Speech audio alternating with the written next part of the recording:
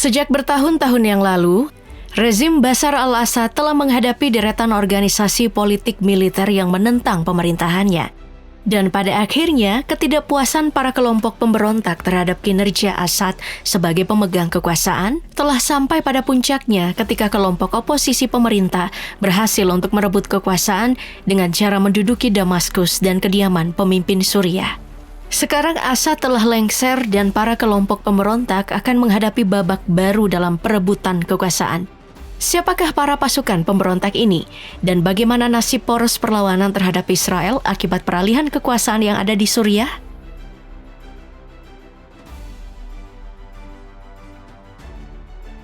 Peristiwa ini dipicu oleh pemberontakan besar-besaran yang melibatkan beberapa kelompok, terutama Hayat Tahrir al-Syam atau HTS yang dipimpin oleh Abu Muhammad al-Jolani.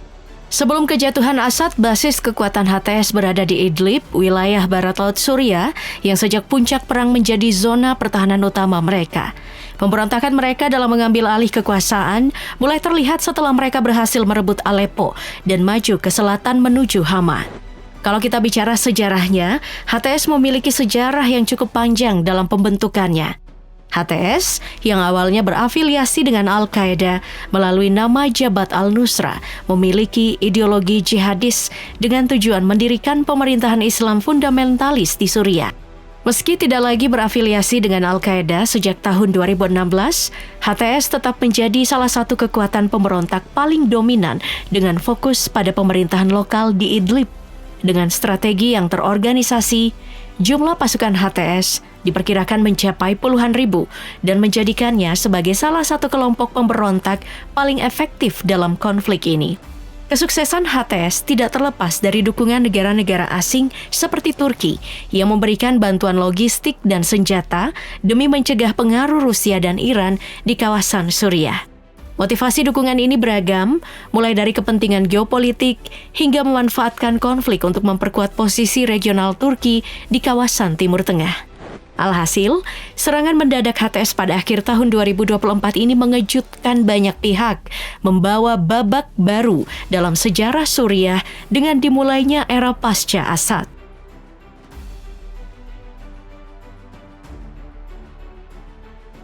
Selain HTS, Suriah juga memiliki kelompok pemberontak yang disebut sebagai Syrian National Army atau SNA. SNA yang memiliki akar dari Free Syrian Army menjadi kekuatan utama di utara Aleppo dengan dukungan penuh dari Turki. Mereka ini memainkan peran kunci dalam perebutan Damaskus, bersanding dengan HTS yang mendominasi wilayah Idlib. Sebelum kejatuhan Assad, SNA dan HTS beroperasi secara terpisah di utara dan barat laut Suriah. Namun, dalam serangan terakhir, mereka bersatu untuk melawan pasukan loyalis Assad yang berefek pada peta kekuasaan di Suriah. Dengan kekuatannya, SNA yang terdiri dari 80.000 pejuang aktif dapat beroperasi karena mendapatkan pelatihan dan persenjataan canggih dari Turki, termasuk melalui akademi militer di Al-Bab. Turki memanfaatkan SNA untuk melemahkan kekuatan kelompok Kurdi di perbatasannya, sekaligus menciptakan zona aman untuk pengungsi Suriah. Meski memiliki peran strategis, SNA kerap diterpa kritik terkait pelanggaran hak asasi manusia, termasuk tuduhan pengusiran warga Kurdi dan penjarahan bantuan kemanusiaan.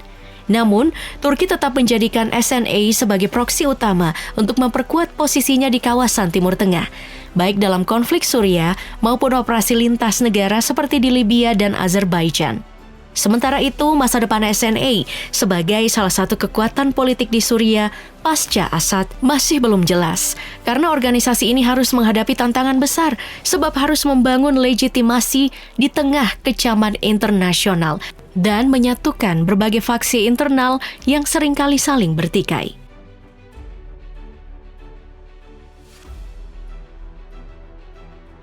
Salah satu faksi internal Suriah yang mengincar kekuasaan di Suriah adalah Syrian Democratic Force atau SDF. Di tengah perang saudara Suriah yang kompleks, SDF ini muncul sebagai kekuatan utama di wilayah utara. Dibentuk pada tahun 2015, SDF didominasi oleh militan Kurdi. Berbasis di Rojava, SDF menguasai lebih dari 25% wilayah Suriah, terutama di zona kaya minyak seperti Hasaka dan Deir ez-Zor, dengan estimasi kekuatan mencapai 50.000 hingga 60.000 personil. Sejatinya, dukungan Barat terhadap SDF difokuskan pada perang melawan ISIS dan juga menjadi ajang diplomasi strategis, terutama bagi Amerika Serikat yang melihat SDF sebagai sekutu penting di kawasan regional Suriah. Sementara itu, perbedaan pandangan SDF dengan Turki membuat SDF berada di posisi yang kurang sejalan dengan HTS maupun SNA. Motivasi Turki untuk melemahkan SDF tidak hanya terkait keamanan nasional, tetapi juga untuk mencegah terbentuknya wilayah otonomi Kurdi yang berpotensi menginspirasi separatisme di dalam negeri. Hal ini membuat SDF menjadi salah satu kelompok faksi yang mengancam HTS dan SNA dalam perebutan wilayah dan kekuasaan.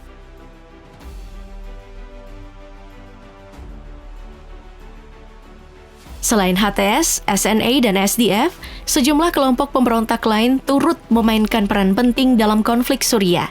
Jais As-Islam misalnya, kelompok yang berbasis di Ghouta Timur sebelum dikuasai oleh rezim Assad pada 2018 itu adalah salah satu faksi yang cukup besar. Dengan ideologi Islamis moderat, mereka mengklaim memperjuangkan pembentukan negara Suriah berbasis syariat Islam. Kelompok ini sempat mendapatkan dukungan dari negeri-negeri Teluk seperti Arab Saudi yang memasok persenjataan untuk menandingi pengaruh Iran dan Hizbullah di kawasan Timur Tengah. Namun kini, kekuatan Jais al-Islam menurun pasca penyerahan Ghouta. Meski begitu, mereka tetap aktif dalam perlawanan, terutama di wilayah utara Suriah. Selain itu, ada pula Ahrar al-Syam, kelompok Islamis yang sebelumnya menjadi salah satu kekuatan terbesar dalam aliansi oposisi. Mereka berbasis di Idlib dan berupaya menyeimbangkan pengaruh antara ideologi jihadis dan pragmatisme politik. Dukungan dari Turki dan Qatar memungkinkan Ahrar al-Syam untuk mempertahankan kekuatannya di Perang Saudara Suriah. Meskipun seringkali konflik internal mereka melemahkan organisasi ini. Dengan situasi Suriah sekarang, kelompok-kelompok pemberontak ini menghadapi tantangan besar untuk tetap relevan dalam fase baru pasca Assad. Kini, para kelompok pemberontak Suriah berlomba-lomba untuk mengambil peran dalam membentuk masa depan Suriah, meskipun tekanan geopolitik dan dinamika yang ada mengancam keberlangsungan perjuangan mereka.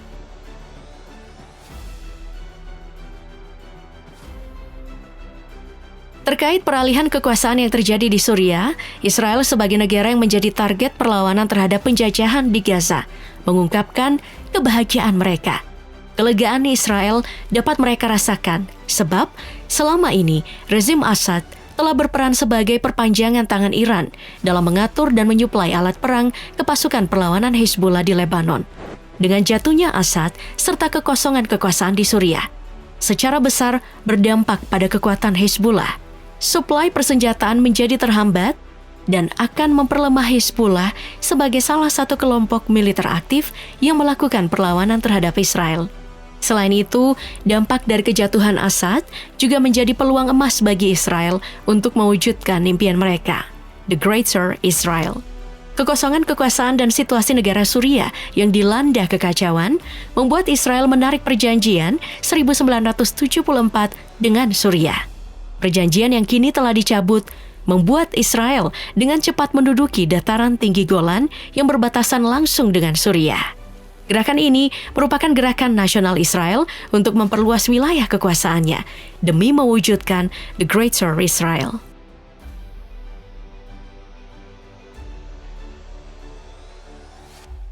Saat ini, pemerintah resmi Suriah telah mengalami kudeta. Keengganan pasukan Bashar al-Assad dalam mempertahankan kekuasaan membuat sekutu mereka, Rusia dan Iran, tak dapat berbuat apa-apa. Dengan perginya Bashar al-Assad dari Suriah, kekuasaan saat ini akan diatur oleh HTS dan SNA, dua kelompok pemberontak yang mendapat dukungan penuh dari Turki. Kini, situasi politik di Suriah memasuki fase baru yang dipenuhi dengan ketidakpastian. Dalam waktu dekat, kemungkinan akan terjadi rivalitas sengit antara faksi pemberontak utama, yakni HTS, SNA, dan SDF, yang masing-masing memiliki dukungan internasional dan agenda berbeda. HTS dan SNA yang dominan di wilayah utara berpotensi bersaing untuk mengendalikan Damaskus dan pusat-pusat strategis lainnya. Dukungan Turki kepada kedua kelompok ini dapat menjadi faktor penentu, meskipun Turki kemungkinan akan memprioritaskan stabilitas di perbatasan dan kepentingannya terhadap ancaman dari SDF. Sementara itu, SDF yang didukung oleh kekuatan barat seperti Amerika Serikat kemungkinan akan mempertahankan kendali di wilayah yang kaya sumber daya di timur laut. Hal ini tentu saja dapat memicu konflik baru dengan HTS dan SNA yang juga mengincar sumber daya tersebut. Jika tidak ada kesepakatan koalisi atau pemerintahan sementara yang solid, Suriah berpotensi menghadapi situasi yang lebih jauh dengan tiap wilayah dikendalikan oleh faksi-faksi berbeda. Stabilitas jangka panjang di Suriah kini bergantung pada kemampuan komunitas internasional untuk mendorong dialog politik antara faksi-faksi yang berseteru dan memastikan penghentian dukungan terhadap aktor-aktor yang memperburuk konflik.